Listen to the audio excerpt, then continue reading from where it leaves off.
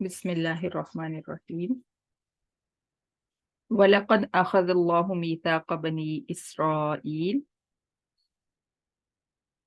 पीछे अल्लाह ताला ने फरमाया था कि कुफ़ार मक्का के हमलों से अल्लाह ताला तुम्हें मुसलमानों बचा कर रखते हैं, और ये अल्लाह ताला का एहसान है तुम्हारे ऊपर कि काफिर तुम्हारे ऊपर हमले करने की प्लानिंग करते हैं, लेकिन अल्लाह ताला हर दफा तुम्हें बचा लेते हैं।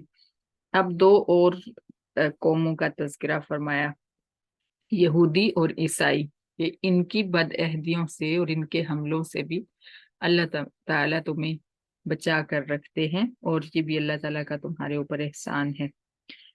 और यहाँ पे उन दोनों जो उम्मतें हैं, दोनों कौमें हैं, उनके नक्ज़े अहद यानी अहद तोड़ने की अल्लाह ताला ने मिसालें दी। दो पहली मिसाल यहूदियों की है। यहूदियों में से अल्लाह फरमाते हैं कि हमने उनसे पक्का वादा लिया, यानी दीन पर चलने का वादा लिया। व बअसना मिनहुम उसने अशरा नक़ीबा, और हमने उनमें 12 सरदार मुकर्रर किए। ये 12 कबीले थे, और 12 कबीले इस तरह से थे कि हजरत यूसुफ अलैहिस्सलाम के जो भाई थे 11, यानी हजरत याकूब अलैहिस्सलाम के 12 बेटे थे। उनमें से हर बेटे की जो औलाद थी उसका एक कबीला बन गया था, यानी इतनी औलाद उनकी फैली कि हर एक का एक एक कबीला बन गया। तो 12 कबीलों के लिए हर एक के लिए अल्लाह ताला ने एक सरदार मुकर्रर किया। और वक़ालल्लाहु इन्नी माअकुम, और अल्लाह ताला ने फरमाया कि बेशक मेरी मदद तुम्हारे साथ होगी। उन सरदारों को की तरफ उनके दिल में ये डाला और उन तक पैगाम पहुंचाया। हो सकता है नबियों के जरिए पैगाम पहुंचाया हो। तो अल्लाह ताला फरमाते हैं कि हमने उनको कुछ शराइत के साथ ये फरमाया कि मेरी मदद तुम्हारे साथ होगी। वो शराइत जो हैं आगे आयत के अगले हिस्से में आ रही हैं। सबसे पहली शर्त अल्लाह ताला ने फरमाया, ला इन अक़मतुमुस्सलाता, अगर तुम नमाज कायम करोगे, व आतईतुमुज़्ज़काता, और तुम ज़कात अदा करोगे, व आमनतुम बिरुसुली, तीसरी शर्त तुम मेरे रसूलों पर ईमान लाओगे, व अज़्ज़रतुमूहुम, और तुम उनकी ताजीम करोगे। हमने इसमें इस माजी में मतलब माना किया, तर्जुमा किया। आप करोगे करके भी कर सकते हैं, लेकिन आप उसी तरह कीजिएगा, इस तरह सारा मिक्स हो जाएगा आपका।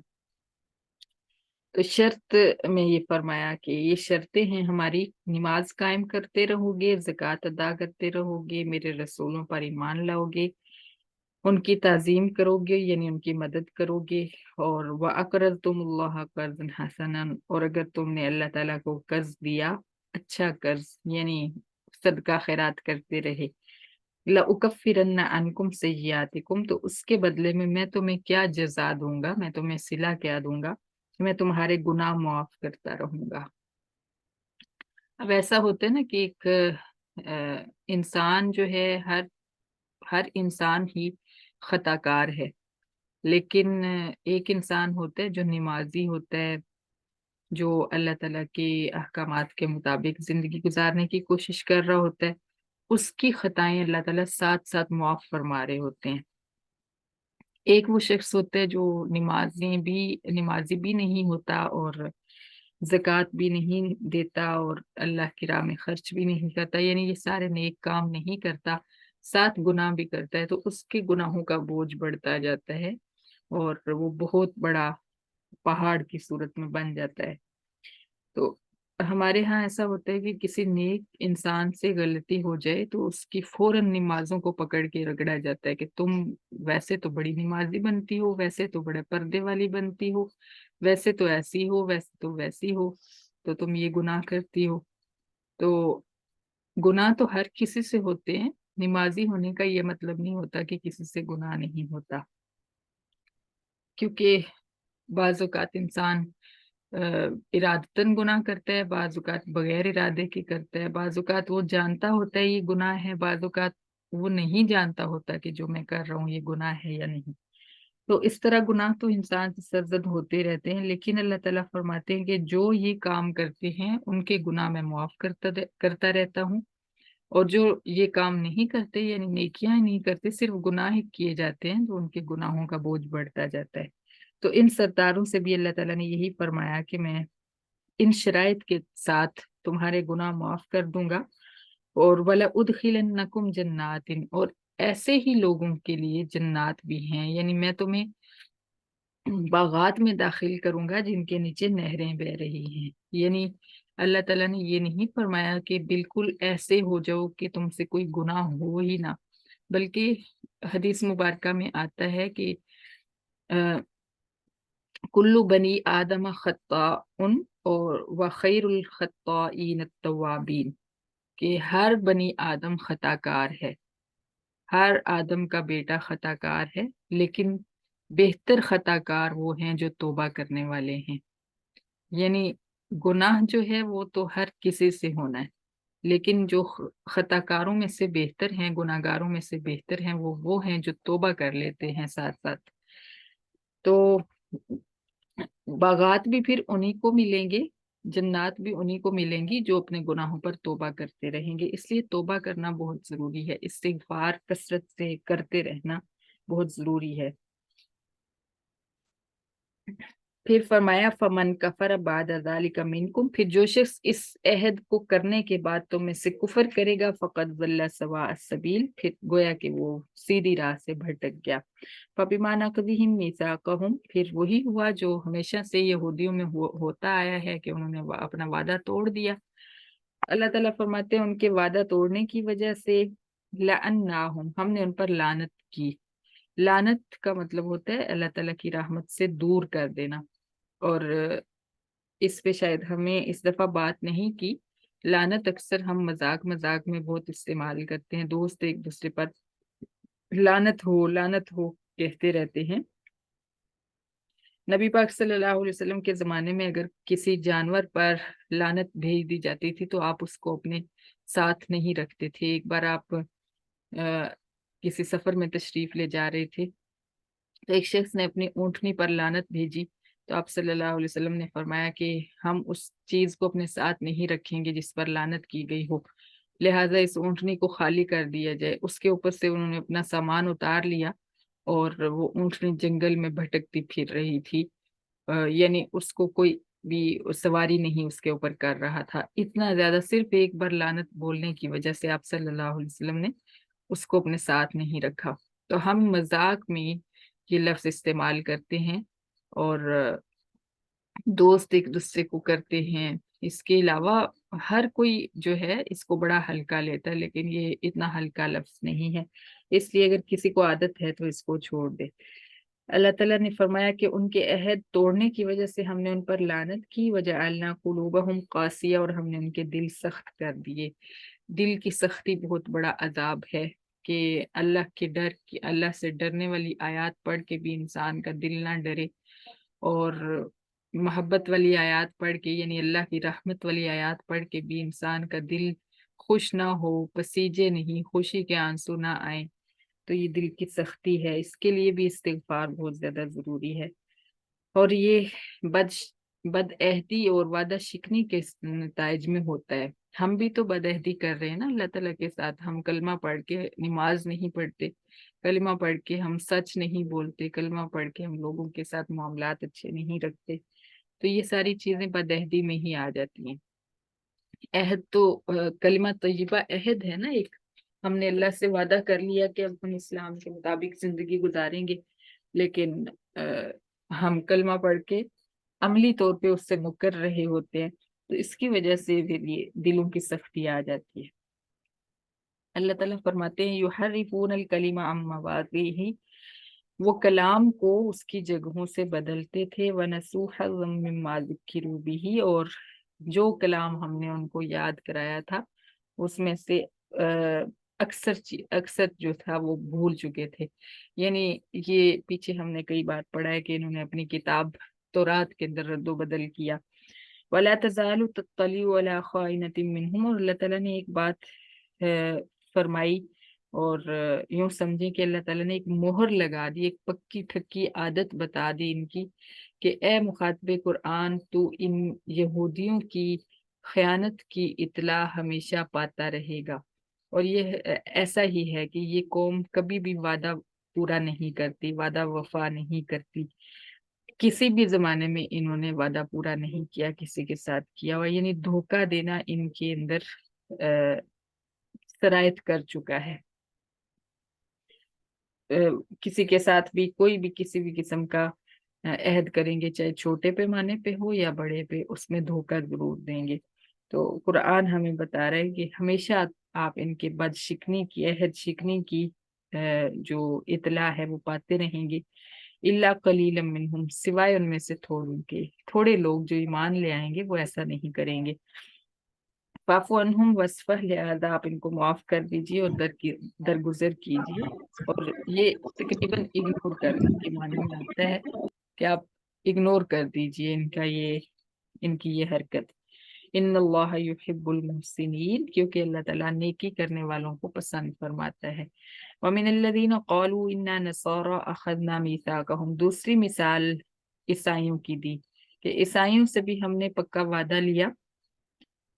और फनसू हज़्ज़म मिम्मा ज़ुक्किरू बिही, वो भी उस याद दहानी में से भूल गए, उस वादे में से भूल गए जिसको वो याद करवाए गए थे, यानी ईमान और वो सारी चीजें जो पीछे गुजरी हैं।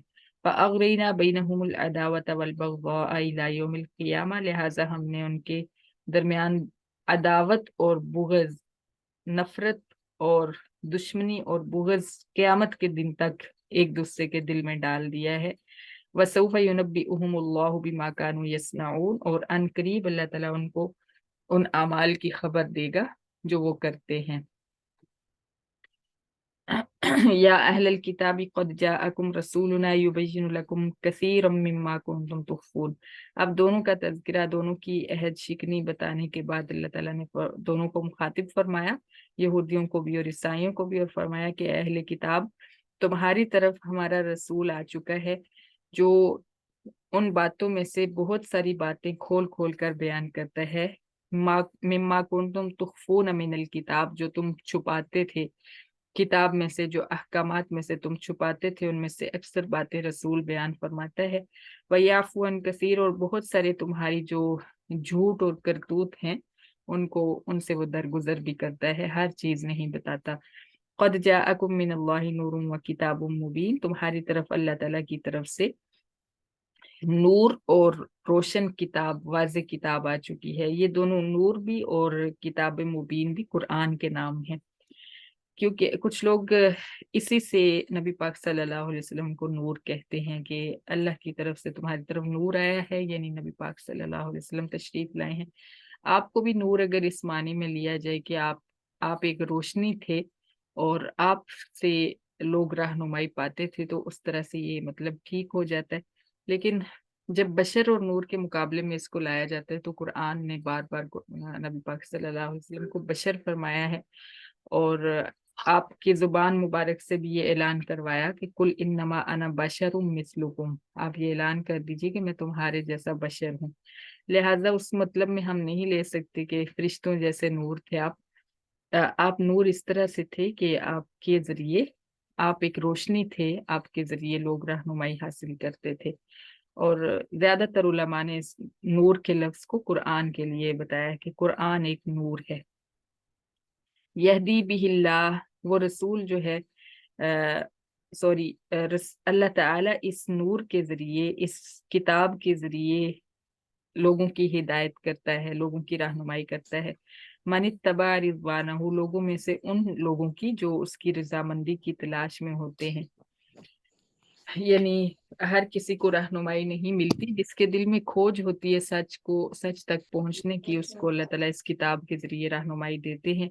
सुबुल सलाम, सलामती की राहों की तरफ, यानी जन्नत की तरफ। सलामती की राहें जन्नत की राहें हैं। वयुखरिजुहुम मिनज़्ज़ुलुमाति इलन नूर, और अल्लाह ताला उनको कुफ्र शिर्क के अंधेरों से नूर तौहीद की तरफ रहनुमाई फरमाते हैं। यकीनन आपने भी अब तक बहुत सारी चीजें अपने अकायद में दुरुस्त की होंगी। आपको लगा होगा कि हमारे जो अकीदे थे वो कुरान के खिलाफ थे, तो आपने सोचा होगा यकीनन, और कुरान ने आपकी भी रहनुमाई फरमाई होगी। क्योंकि अल्लाह ताला फरमा रहे हैं कि अल्लाह ताला इस किताब के जरिए کفر و شرک کے اندھیروں سے نور توحید کی طرف لے آتے ہیں اپنے حکم کے ساتھ. وَيَهْدِيهِمْ إِلَىٰ صِرَاطٍ مستقیم، اور اللہ تعالیٰ انہیں صراط مستقیم پر چلا دیتے ہیں. لَقَدْ كَفَرَ الَّذِينَ قَالُوا إِنَّ اللَّهَ هُوَ الْمَسِيحُ ابْنُ مریم. یہ کل بات ہم کر رہے تھے جب بنی اسرائیل کی عورتوں سے نکاح کی بات ہو رہی تھی. تو اللہ تعالیٰ فرما رہے ہیں کہ وہ لوگ کافر ہو گئے جنہوں نے کہا کہ اللہ تعالیٰ ہی مسیح ابن مریم ہے. یعنی ان کے فرقے جو ہیں مختلف ہیں. پیچھے یہ بھی فرمایا گیا کہ ان اللہ ثالث ثلاثہ، یہ کہتے ہیں کہ اللہ تین میں سے تیسرا ہے، تین معبود بناتے ہیں. ایک فرقہ ان میں سے یہ کہتا ہے ان اللہ هو المسیح ابن مریم، اللہ ہی مسیح ابن مریم ہے، یعنی عیسیٰ ہی اللہ ہے اور اللہ ہی عیسیٰ ہے. یہ دو کوئی مختلف چیزیں نہیں، نعوذ باللہ. قل فمن یملک من اللہ شیئا، آپ ان سے پوچھئے کہ تمہیں اللہ سے کون بچا سکے گا، کون اختیار رکھے گا اللہ کے سامنے. ان ارادہ، سوری، تمہیں کون بچا سکے گا نہیں، اللہ کے سامنے کون اختیار رکھے گا. ان ارادہ ان یہلک المسیح ابن مریم و امہ ومن فی الارض جميعا، اگر اللہ تعالیٰ مسیح ابن مریم اور ان کی والدہ اور ساری مخلوق جو زمین میں ہے سب کو ہلاک کر دے، تو کون اللہ کے سامنے اختیار رکھتا ہے کہ وہ اس سے پوچھ سکے کہ آپ نے ایسا کیوں کیا، یا آپ کو ایسا نہیں کرنا چاہیے. اور ایسا ہوا، حضرت مریم علیہ السلام کی تو وفات ہو چکی ہے اور حضرت عیسیٰ علیہ السلام کی بھی وفات ہوگی، تو کون پوچھے گا کہ ہمارے معبود کو کیوں مار دیا، ہمارے معبود کو موت کیوں آ گئی.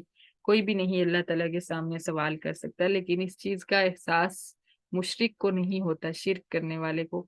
اس کے سامنے میت پڑی ہو تو وہ اس سے بھی مرادیں مانگنا شروع کر دیتا ہے، کوئی زندہ بیٹھا ہو تو اس کو بھی سجدے کرنے لگ جاتا ہے، اس کو فرق نہیں پڑتا. یہ غیرت اللہ تعالیٰ صرف مومن کو عطا فرماتے ہیں، موحد کو عطا فرماتے ہیں کہ وہ اپنی پیشانی کو کسی غیر کے سامنے نہیں جھکاتا. اس کو اپنی پیشانی کی عظمت اور عزت کا احساس ہوتا ہے کہ یہ پیشانی صرف رب کے سامنے جھکنے کے لیے بنی ہے. لیکن مشرک ہر کسی کے آگے ماتھا ٹیکتا ہے، ہر کسی کے آگے گر پڑتا ہے، ہر کسی کے پاؤں چومنے لگ جاتا ہے. یہ عزت اور عظمت موحد کو ہی ملی ہوئی ہے کہ وہ ہر کسی کے آگے نہیں جھکتا. وَلِلَّهِ مُلْكُ السَّمَاوَاتِ وَالْأَرْضِ، اور پھر فرمایا کہ یہ سب عقائد جھوٹ ہیں. اس کا خلاصہ بیان فرمایا کہ آسمانوں اور زمینوں کی بادشاہی تو اللہ تعالیٰ ہی کی ہے، وما بینہما، اور جو کچھ ان دونوں کے درمیان ہے یعنی فضا اور خلا میں بھی بادشاہی اللہ کی ہے، حکومت اللہ کی ہے. یخلق ما یشاء، وہ جو چاہتا ہے پیدا کرتا ہے. یعنی عیسیٰ کو بغیر باپ کے پیدا کر دیا تو اس کا یہ مطلب تو نہیں کہ تم اس کو خدا بنا لو. وہ جیسے چاہتا ہے، جس کو چاہتا ہے پیدا کر دیتا ہے. آدم کو تو بغیر ماں اور بغیر باپ کے پیدا کیا تھا، پھر تو تمہیں اس کو بھی خدا بنا لینا چاہیے. تو عیسیٰ پہ آ کے یہ جھگڑا کیوں شروع ہو جاتا ہے کہ وہ چونکہ بغیر باپ کے پیدا ہوئے ہیں اس لیے وہ خدا ہیں. تو اللہ فرماتے ہیں کہ اللہ تعالیٰ تو جس کو جب جو چاہتے ہیں پیدا فرماتے ہیں. واللہ علی کل شیء قدیر، اور اللہ تعالیٰ ہر کام پر قادر ہیں، اور ان کو کوئی پوچھنے والا نہیں ہے کہ آپ نے ایسا کیوں کیا ہے، کوئی سوال نہیں اٹھا سکتا. وقالت اليہود والنصارى نحن ابناء اللہ واحباؤہ، پھر یہودیوں اور عیسائیوں کی ایک خوش فہمی کا تذکرہ فرمایا. انہوں نے کہا کہ ہم نعوذ باللہ، نعوذ باللہ، ہم اللہ کے بیٹے ہیں اور اس کے محبوب ہیں. یعنی کہ حد ہی ہو گئی ہے. پہلے تو بتاتے تھے کہ پیغمبر اللہ کے بیٹے ہیں، عیسیٰ اللہ کا بیٹا ہے، عزیر اللہ کا بیٹا. اب یہاں پہ خود ہی کہہ دیا کہ ہم بھی اللہ کے بیٹے ہیں، نعوذ باللہ. وَأَحِبَّاؤُهُ، اور کہا کہ ہم اس کے محبوب ہیں، ہمیں وہ کچھ نہیں کہہ سکتا، ہم اس کے پسندیدہ بندے ہیں. قُلْ فَلِمَ يُعَذِّبُكُمْ بِذُنُوبِكُمْ، آپ اللہ تعالیٰ نے فرمایا کہ ان سے پوچھو پھر تمہیں اللہ سزا کیوں دیتا ہے، تمہیں عذاب کیوں دیتا ہے تمہارے گناہوں کی وجہ سے. اگر تم اس کے بیٹے اور اس کے محبوب ہو تو تمہیں بندر اور خنزیر بنا دیا گیا، تمہارے اوپر پتھر برسائے گئے، تو مختلف طریقوں سے عذاب آئے، تو وہ عذاب کیوں آئے اگر تم اتنے محبوب اور اس کے بیٹے ہو، تو پھر یہ سارا کچھ کیوں ہوا. بل انتم بشر ممن خلق، پھر اللہ تعالیٰ نے ان کے عقیدے کی تصحیح فرمائی کہ بلکہ تم بھی بشر ہو اس مخلوق میں سے جو اس نے پیدا فرمائی ہے۔ یغفر لمن یشاء ویعذب من یشاء، وہ جس کو چاہے گا عذاب دے گا، جس کو چاہے گا بخش دے گا۔ وللہ ملک السماوات والارض وما بینہما، پھر وہی بات دہرائی گئی، ان ساری باتوں کا نتیجہ اور نچوڑ کہ اللہ تعالیٰ ہی کی حکومت ہے آسمانوں اور زمینوں میں اور فضا اور خلا میں جو ان کے درمیان ہے، وَإِلَيْهِ الْمَصِيرُ، اور اسی کی طرف لوٹنا ہے۔ یا اہل الکتاب قد جاءکم رسولنا یبین لکم علی فترۃ من الرسل، پھر اہل کتاب کو خطاب فرمایا اور رسول پر ایمان لانے کی دعوت دی کہ اے اہل کتاب، اے یہود و نصارہ، تمہاری طرف ہمارا رسول آ چکا ہے۔ رسولوں کے موقوف ہونے کے بعد، یعنی کافی عرصہ حضرت عیسیٰ علیہ السلام کے بعد کتنی صدیاں گزر گئیں اور اس کے بعد آپ صلی اللہ علیہ وسلم آئے، تو اس کا یہ علی فترۃ من الرسل سے مراد یہی ہے کہ رسولوں کے موقوف ہونے کے بعد، رسولوں کے رک جانے کے بعد ہم نے ایک رسول کو بھیجا ہے۔ اس لیے بھیجا ان تقولوا ما جاءنا من بشیر ولا نذیر، ایسا نہ ہو کہ تم کہو کہ ہماری طرف تو کوئی خوشخبری دینے والا اور ڈرانے والا نہیں آیا تھا۔ فقد جاءکم بشیر و نذیر، پھر تحقیق اب تمہارے پاس خوشخبری دینے والا اور ڈرانے والا آ چکا ہے۔ اب کوئی حجت باقی نہیں رہی کہ تم قیامت کے دن یہ عذر پیش کر سکو کہ ہم تک کوئی پیغام نہیں پہنچا۔ اسی طرح اب کے جو لوگ ہیں، اب ان تک پہنچانے کے لیے علماء ہیں، قرآن ہے، حدیث ہے، اب کے لوگ بھی یہ نہیں کہہ سکیں گے کہ ہمیں کسی نے بتایا نہیں تھا۔ واللہ علی کل شیء قدیر، اور اللہ تعالیٰ